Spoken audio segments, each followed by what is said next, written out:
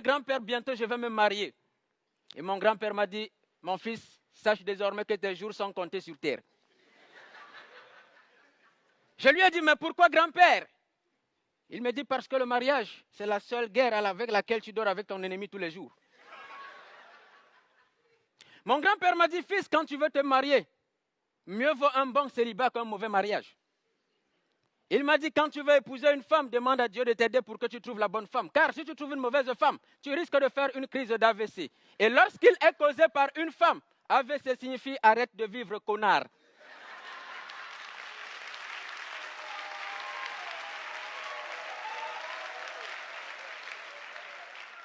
Ça, c'était mon grand-père.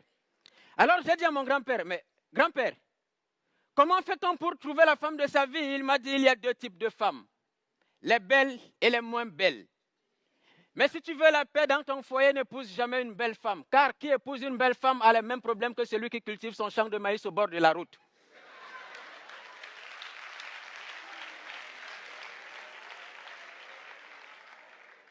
J'ai dit à mon grand-père, grand-père, comment faire pour connaître la femme de sa vie? Comment faire pour savoir qu'une femme peut rester dans un foyer? Et mon grand-père m'a dit, observe le comportement de ta belle-mère. Les tigres ne donnent pas naissance aux agneaux.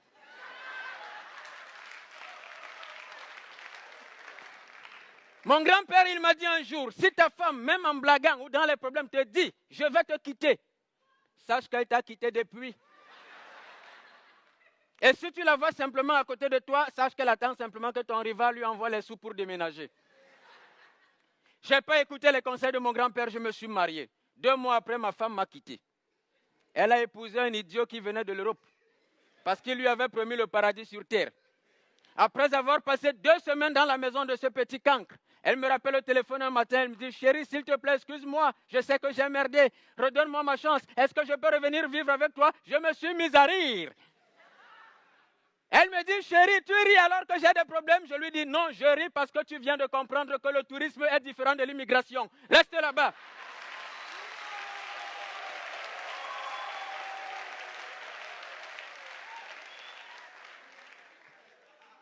Je suis allé voir mon grand-père.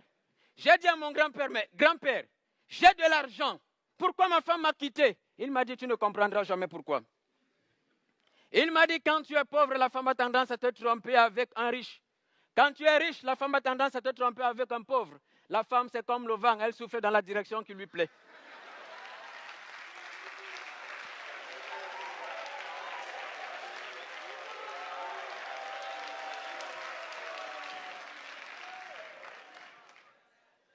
J'ai dit à mon grand-père, grand-père, j'aime mal. S'il te plaît, grand-père, permets-moi de comprendre la femme. Mon grand-père a ri. Je lui ai dit, ma femme m'a dit qu'elle me sera fidèle. Pourquoi elle m'a trompé? Mon grand-père m'a dit, la fidélité aujourd'hui, cher fils, à l'heure des nouvelles technologies, ne se déclare plus avec la bouche, mais c'est dans le téléphone. Je lui dis, pourquoi? Il me dit, parce que pour déshabiller ton partenaire, tu n'auras jamais besoin de code. Mais pour allumer le téléphone de ton partenaire, il te faudra un code, car nos téléphones sont devenus plus intimes que nos parties intimes.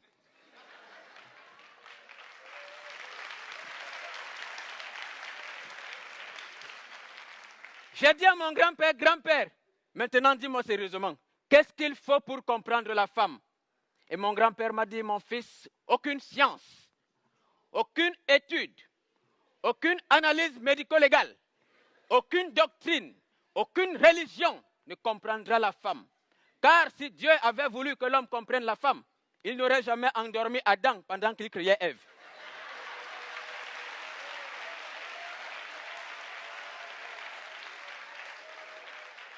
Et moi, j'ai dit à mon grand-père ce jour, grand-père, je comprends maintenant d'où provient l'incompréhension de la femme vis-à-vis de l'homme.